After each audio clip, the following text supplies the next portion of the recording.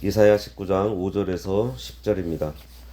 바닷물이 없어지겠고 강이 잦아서 마르겠고 강들에서는 악취가 나겠고 애굽의 강물은 줄어들고 마름으로 갈대와 부들이 시들겠으며 나일 가까운 곳 나일 언덕의 초장과 나일강 가까운 곡식밭이 다 말라서 난려가 없어질 것이며 어부들은 탄식하며 나일강에 낚시를 던지는 자마다 슬퍼하며 물 위에 그물을 치는 자는 피곤할 것이며 세마포를 만드는 자와 배 짜는 자들이 수치를 당할 것이며 그의 기둥이 부서지고 품꾼들이 다 마음에 근심하리라.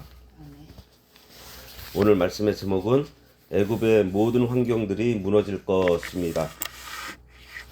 앞에서 애굽, 즉 세상을 의지하면 그 세상과 함께 의지하던 자들이 망한다고 했어요. 오늘 본문은 그 세상, 의지하던 세상이 어떻게 망하게 되는지 보여주고 있습니다.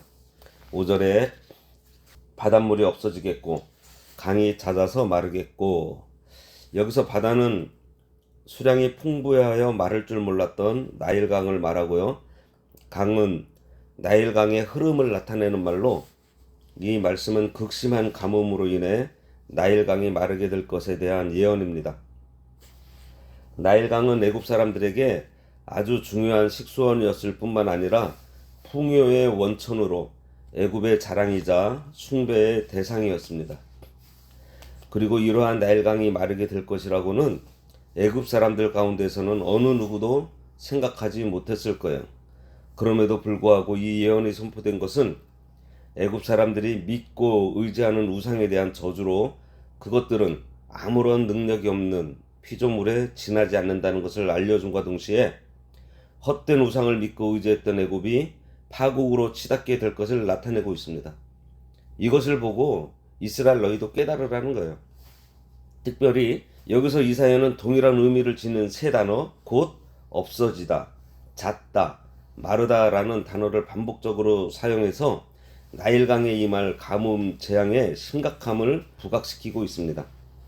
애굽이 강하게 된 이유 중에 하나가 나일강의 수자원이 풍부해서 애굽에는 비가 내리지 않더라도 큰 강물로 인해 농사가 잘 되었기 때문이에요. 그러니까 이 나일강은 애굽의 생명의 젖줄이라고 할 만큼 중요했고, 그로 인해 더욱 강성해질 수 있었는데요. 그 생명의 젖줄인 강이 잦아져서 마르겠다는 것입니다. 이 일은 사람의 생각으로는 도무지 이해가 되지 않는, 있을 수 없는 그러한 일이에요. 그러나 하나님께서 애굽을 간섭하시기 위해 필요할 때에는 바다와 같이 큰 강을 말리시기도 하세요. 사람이 생각할 수 없는 일을 하나님께서 하시겠다는 것입니다. 하나님께서 애굽 사람들에게 더할 나위 없는 좋은 환경과 조건을 주셨는데, 그것이 하나님의 선물인 줄 알고 감사하며 잘 사용했다면 좋았을 텐데, 그들은 자기가 잘나서 잘 사는 줄 알고 교만했던 것입니다. 그들은 아마도 이렇게 말했을 거예요. 우리나라를 감히 누가 쳐들어올 수 있겠어? 감은 나일강이 있는데 비가 안 와도 우리는 농사 짓는데 아무 문제가 없어 라고 하며 교만에 빠져 있었던 것입니다. 그러한 그들에게 너희가 자랑하고 의지하던 것을 빼앗아 버리겠다는 거예요. 6절에 강들에는 악취가 나겠고 애굽의 강물은 줄어들고 마름으로 갈대와 부들이 시들겠으며, 나일강에 내린 하나님의 심판 결과에 대한 구체적인 묘사입니다. 가뭄의 정도가 매우 심각할 것을 보여줘요. 강물이 말라서 물속에 있는 고기들이 다 죽어 썩게 되고 식물들이 말라 죽음으로써 나일강에서 심한 악취가 날 것을 말합니다. 이것은 나일강에 의존한 애굽의 산업이 망하게 될 것을 의미하는 것이기도 합니다. 여기서 달을 직역하면 갈대와 골풀로, 이것은 나일강 역류 지대에 많이 자생하는 식물이에요. 달은 하늘에 있는 달이 아니라 부들과 같은 풀의 이름입니다. 우리말로 번역할 때 달이라고 했지만 파피루스를 말해요. 이것을 베어다가 종이도 만들었고요, 배도 만들고 다양한 용도로 쓰여서 애굽에서 아주 중요한 풀인데요. 강물이 마르니 고기도 다 죽어 악취가 나고 이 파피루스도 다 말라 죽는다는 것입니다. 땅을 의지하고 나일강을 의지하며 사니 땅과 강을 지으신 하나님께서 가뭄을 일으켜서 모두 말려버리신다는 거예요. 7절에 나일 가까운 곳 나일 언덕의 초장과 나일강 가까운 곡식밭이 다 말라서 난려가 없어질 것이며 나일강이 말라버림으로 애굽의 농업이 큰 타격을 입게 된다는 것입니다. 나일 강물을 용수로 삼아서 조성된 초장과 곡식밭이 가뭄으로 다 말라서 직접적인 피해의 대상이 될 것을 말하고 있어요. 여기서 나일 언덕은 문자적으로 강의 입이란 뜻으로 강가의 비옥한 토지를 일컫는 말입니다.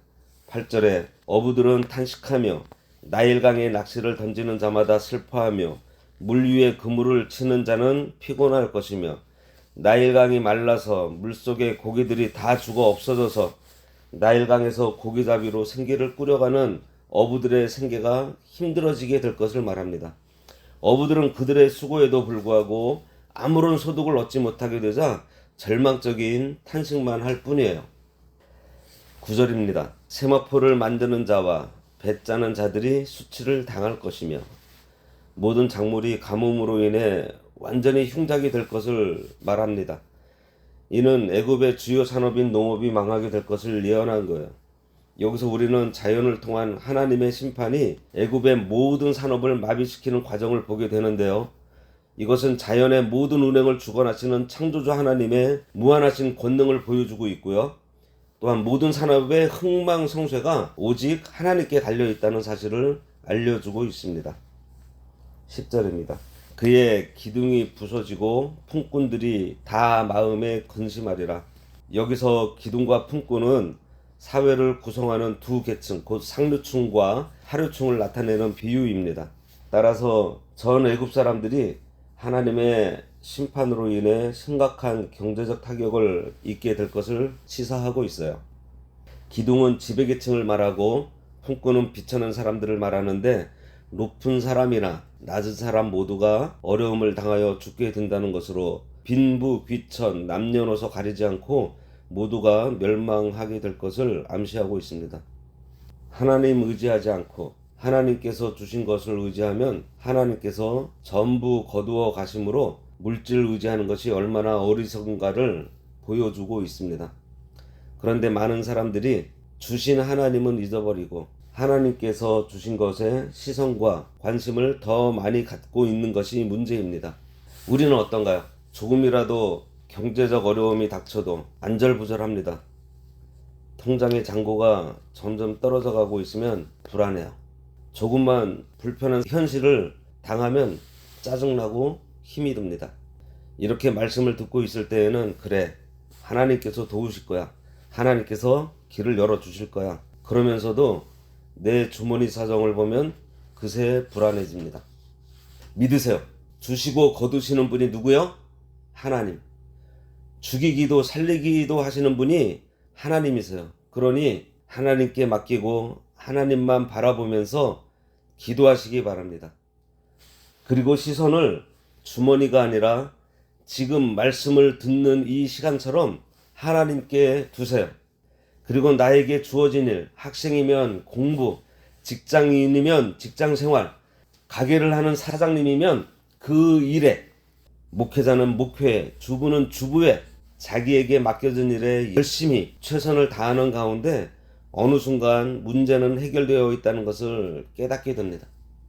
시간이 흘러 어느 날 생각해보니 이전에 그 끔찍하고 힘들었던 일들과 여러 일들이 그냥 된 일이 아니라는 것을 깨달아 본 적이 많이 있을 것입니다. 지금 내 모습은 그 일들을 겪었기 때문에 만들어진 거예요.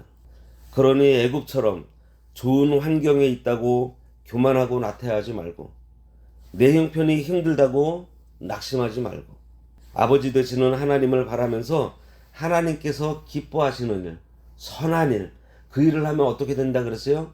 우리가 지난 오후 시간에 아름답게 된다 그랬잖아요. 그 아름다운 삶으로 다른 사람을 살리는 일을 해서 하나님의 나라가 확장되는 그러한 일을 우리들이 해야 되겠습니다.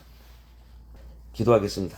하나님 아버지, 하나님의 은혜를 감사합니다. 아버지께서 허락하시고 베풀어 주셔서 얻게 된 것으로 만족하고 교만해지지 말고 그것들을 주신 하나님만 바라는 신앙생활 하도록 이끌어 주시고, 온유하고 겸손하신 예수 그리스도로 우리 마음이 채워지길 원합니다. 우리가 늘 예수님의 마음을 품고 살아 아름다워짐으로 이웃을 살리며 하나님 나라 확장에 온전히 쓰임받도록 이끌어 주시기 원하오며 예수님의 이름으로 기도드리옵나이다. 아멘. 하늘에 계신 우리 아버지여, 이름이 거룩히 여김을 받으시오며 나라가 임하시오며 뜻이 하늘에서 이루어진 것 같이 땅에서도 이루어지이다. 오늘날 우리에게 일용할 양식을 주옵시고 우리가 우리에게 죄 지은 자를 사하여 준 것 같이 우리 죄를 사하여 주옵시고 우리를 시험에 들게 하지 마옵시고 다만 악에서 구하옵소서. 대개 나라와 권세와 영광이 아버지께 영원히 있사옵나이다. 아멘.